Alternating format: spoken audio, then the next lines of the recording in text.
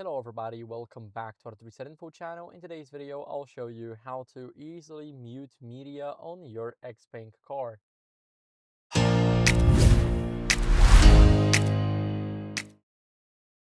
So first, the best way to mute our media is to go over into vehicle settings, scroll to sounds, and in the sounds, go over and here we have our volume adjustment for media. We can turn this here or we can keep it and we can mute our front row media or rear row media. So for example, we're listening to music alone in the front row. We're gonna mute the rear row if we want to experience the music. If you just want to feel it that the music is just closer to us. Here you can mute the front row and that's how you guys can do it. So if you're driving in the front row, if you don't want to listen to music that is loud, you can mute the front row and you will only hear it from the rear row.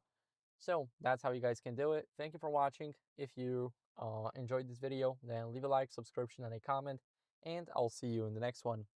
Bye.